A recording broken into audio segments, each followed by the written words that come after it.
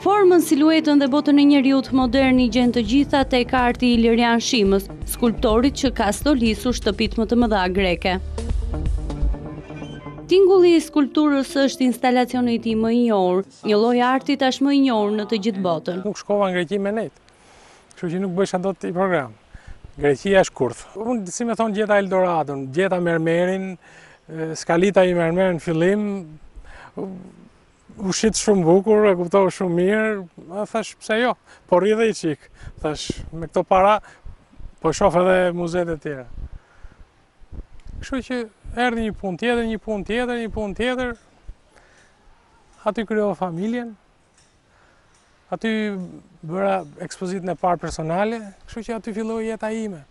Në kryeqytetin grek ai ka arritur të realizojë 7 ekspozita, ndërsa në Tiranë numëron vetëm 1. Në vitin 2006 Shima realizoi disa punime që përmblidheshin me emrin Ilir për të treguar se ky vit ishte triumfues për të, sepse Berlini e vlerësoi me çmimin e parë në skulpturë zanore. Sot, pas 24 vjetësh, ai dëshiron të rikthehet sërish në Shqipëri. Ka vetëm një ekspozitë këtu, por kujtimet i flasin bukur për atë kohë. Pse mos jap edhe në vendin tim, atë që thash atje?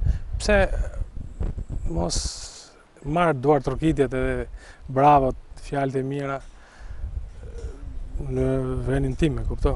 Tu ka njerëz që do reflektojnë.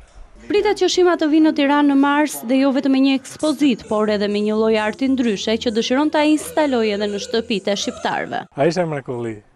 Veç kur vje në studio, edhe duke pas violoncelin aty, unë kisha vu edhe atë sistemin tim, ato skulpturat zanore, ai po dëgjojte nëpërmjet skulpturave të mia zërin e vet, edhe me të vërtetë që të dy e tha me një fjalë që ore do bëjmë diçka bashkë. Shima premton edhe një bashkëpunim me një emër të njohur të muzikës, Fernando Ninën.